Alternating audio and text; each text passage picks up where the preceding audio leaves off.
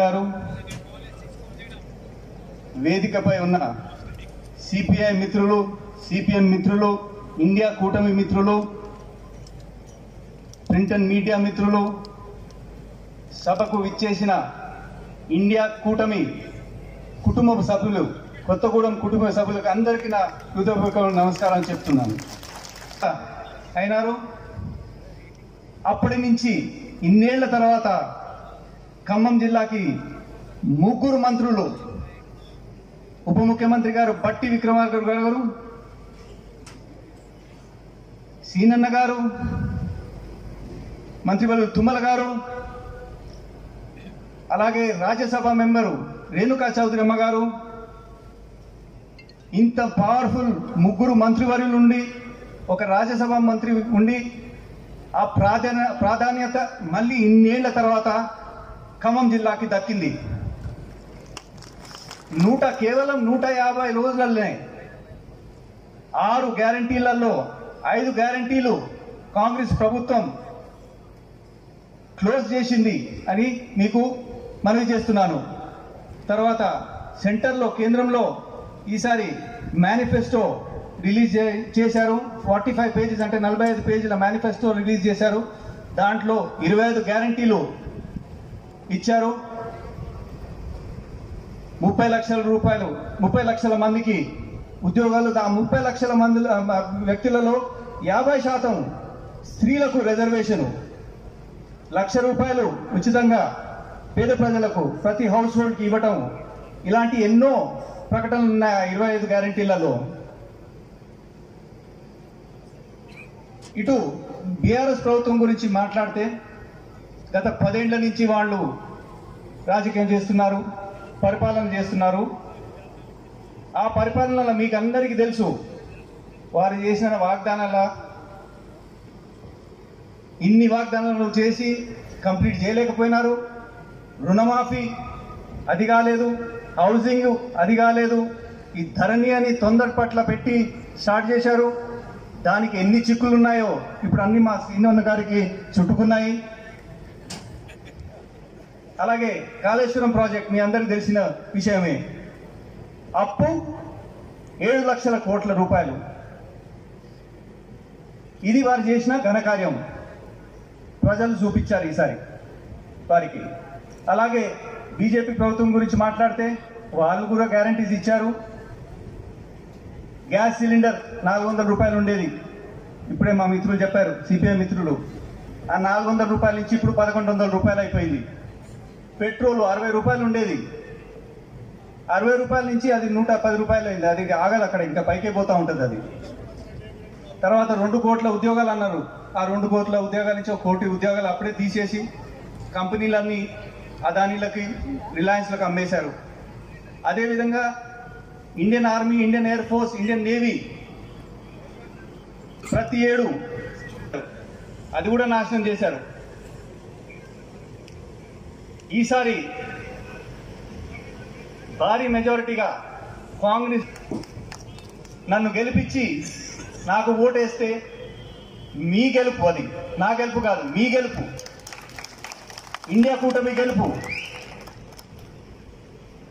మరి ఒక మనవి చేస్తున్నాను, ఈసారి నన్ను గెలిపించి పార్లమెంట్ సభ్యుడిగా పంపితే నా జీవితం మొత్తం దీనికే, ఖమ్మం జిల్లాకే అంకితం చేస్తున్నానని చెప్పుకుంటూ ముగిస్తున్నాను.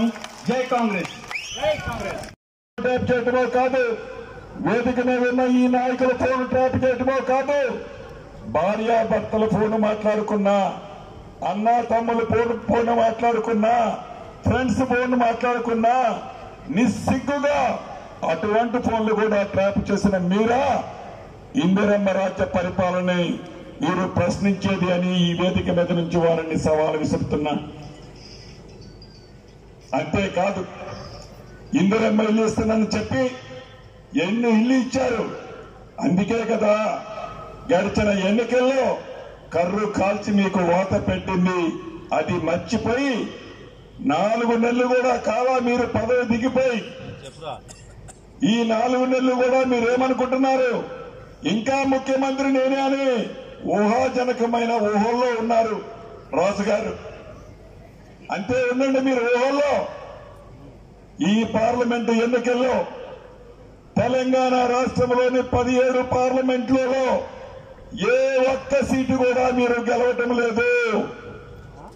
ఏ ఒక్క సీటు కూడా మీరు గెలవటం లేదు. ఈ ఎన్నికలు అయిన తర్వాత కారుని ఉక్కు ఏదైతే స్క్రాప్ చేస్తున్నాం అన్న చెప్పినట్లు ఖాతాకి పెట్టే సమయం ఆసన్నమైంది. కారుని ఖాతాకి పెట్టి అమ్ముకునే సమయం ఆసన్నమైంది. మీ బీఆర్ఎస్ పార్టీ, మీకు ఏ పార్టీగా మీ తొత్తుగా ఉన్న బీజేపీ పార్టీ తెలంగాణ రాష్ట్రంలో మా మిత్రపక్షాలందరం కలిసి మిమ్మల్ని పారదోలే టైం ఆసన్నమైంది అని ఈ వేదిక ద్వారా వారికి తెలియజేస్తున్నాను. అంతేకాదు, కేంద్రంలో ఉన్న బీజేపీ పార్టీ మాయ మాటలు చెప్పి దేశం ఈ రోజు ఈ దేశంలో ఉంటే తెల్లారి ఇంకొక దేశంలో, ఈ గంటలో ఒక సూట్ వేసుకుంటే ఇంకొక గంటలో ఇంకో సూట్ వేసుకొని సామాన్య ప్రజలకి మధ్య పెడుతూ మాయ మాటలు చెప్తూ మతాలని కులాలని రెచ్చగొడుతూ ప్రాంతాల మధ్య చిచ్చు పెడుతూ 2 పర్యాయాలు మీరు అధికారంలోకి వచ్చారు. కొత్తగా ఏర్పడిన తెలంగాణ రాష్ట్రానికి ఎన్నికల్లో మా పార్టీతో పాటుగా రాష్ట్ర విభజనలో ఇచ్చిన హామీలు మీరు నెరవేర్చే దాంట్లో కూడా పూర్తిగా విఫలమయ్యారు. కొత్త రాష్ట్రానికి నీటి సమస్యను అంతే ఉంచారు. కొత్త రాష్ట్రానికి ఆర్థికంగా కేంద్ర ప్రభుత్వం నుంచి ఇవ్వాల్సిన సహకారాన్ని కూడా పూర్తిగా విస్మరించారు. కేంద్ర ప్రభుత్వం, గత ప్రభుత్వం కాంగ్రెస్ ప్రభుత్వం సంపాదించిన సంపదనంతా ప్రైవేటు పరం చేసి సామాన్య ప్రజల పొట్టన కొట్టిన ప్రభుత్వం బీజేపీ ప్రభుత్వం. ఈ బీజేపీ బీఆర్ఎస్ ఏ పార్టీ బి పార్టీని బొండ పెట్టే టైం కొద్ది రోజుల్లోనే మన ముందుంది. ఆనాడు శ్రీమతి ఇందిరాగాంధీ గారు, రాజీవ్ గాంధీ గారు ఈ భారతదేశ ప్రజల కోసం, ఈ భారతదేశ సర్వమతాలు సుఖంగా ఉండటం కోసం సెక్యులర్ పార్టీ అయిన కాంగ్రెస్ పార్టీలో ఉండి ఆనాడు టెర్రరిస్టుల చేతుల్లో ప్రాణాలు అర్పించిన సంగతి మనం మర్చిపోవద్దు. వారు చనిపోయిన తర్వాత 2 పర్యాయాలు ఈనాడు మనం ప్రధానమంత్రి చేద్దామనుకున్న రాహుల్ గాంధీ గారికి 2 పర్యాయాలు అవకాశం వచ్చింది. 2 పర్యాయాలు అవకాశం వచ్చిన ఆనాడు ప్రధానమంత్రిగా రాహుల్ గాంధీ గారు ఛార్జ్ తీసుకోలే, సోనియా గాంధీ గారు ఛార్జ్ తీసుకోలే, ప్రియాంక గాంధీ గారిని ప్రధానమంత్రి చేయలే. ఆనాడు మన్మోహన్ సింగ్ గారిని ప్రధానమంత్రిని 2 పర్యాయాలు చేసి పదవులు మాకు ముఖ్యం కాదు, దేశం గొప్పతనంగా ఉండాలి, దేశం సుఖ సంతోషాలతో ఉండాలి, దేశాలు కులాల మధ్య మతాల మధ్య చిచ్చు పెట్టద్దు అని పదవుల కోసం వారు ఏనాడు ఎంపర్ల. అది కుటుంబం అంటే, అది కాంగ్రెస్ అంటే.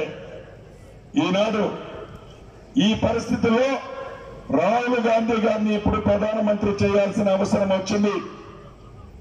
రాహుల్ గాంధీ గారిని ప్రధానమంత్రి కావాలి అంటే 2 విడతలు ఇప్పుడు పోలింగ్ జరిగింది దేశవ్యాప్తంగా. మరిన్ని అప్డేట్స్ కోసం please subscribe and watch M4 news channel.